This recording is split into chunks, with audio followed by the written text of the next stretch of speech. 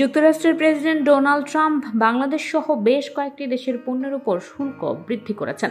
এছাড়া যুক্তরাষ্ট্রে প্রবেশের ক্ষেত্রে সব দেশের পণ্যের উপর 10% শুল্ক আরোপের ঘোষণা দিয়েছেন তিনি। ব্রিটিশ সংবাদ মাধ্যম বিবিসির অর্থনীতি সম্পাদক ফয়সাল আহমেদ জানিয়েছেন, বৈশ্বিক অর্থনীতিতে নতুন শুল্কের প্রভাব বিশাল হবে।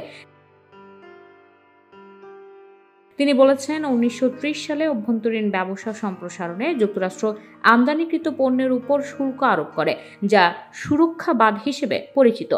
এরপর প্রায় 100 বছরেও যুক্তরাষ্ট্রের শুল্ক এত উচ্চ দেখা যায়নি।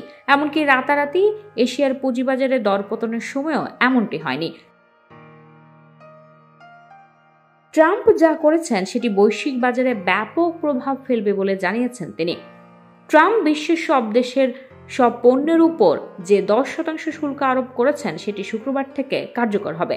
এর উপরে বাণিজ্য উদ্ধৃত থাকায় কয়েক ডজন দেশের উপর পারস্পরিক শুল্ক আরোপ করা হবে। বিবিসির অর্থনীতি সম্পাদক জানিয়েছেন, এশিয়ার দেশগুলোর উপর ট্রাম্পের অত্যাধিক শুল্ক আরোপের বিষয়টি বিশেষভাবে উল্লেখযোগ্য, কারণ ট্রাম্পের এমন সিদ্ধান্ত এসব দেশের কয়েক হাজার কোম্পানি, ফ্যাক্টরি, এমনকি পুরো দেশেরই ব্যবসার মডেল পরিবর্তন করে দিতে পারে। ট্রাম্প এসব করছে যুক্তরাষ্ট্রের আমদানি রপ্তানির মধ্যে থাকা ব্যবধান শূন্যের কোঠায় নিয়ে আসার জন্য, যা বৈশ্বিক অর্থনীতির আগের সবকিছু পরিবর্তন করে দেবে। নতুন শুল্ক আরোপের প্রভাব যেসব ফ্যাক্টরির উপর পড়বে সেগুলো অন্যত্র সরিয়ে নিতে কয়েক বছর সময় লাগবে।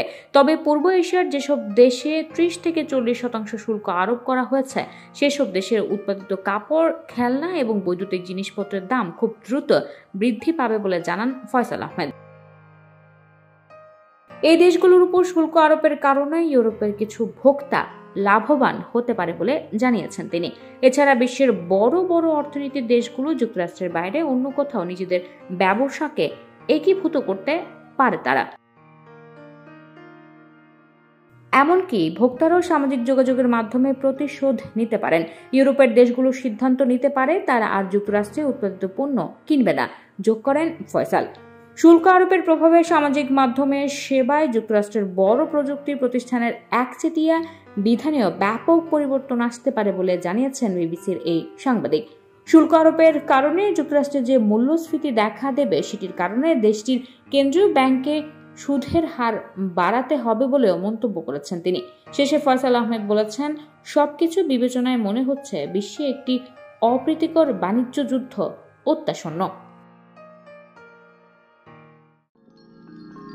You are watching Raj TV, Jagorone, Bangladesh. Please subscribe our channel.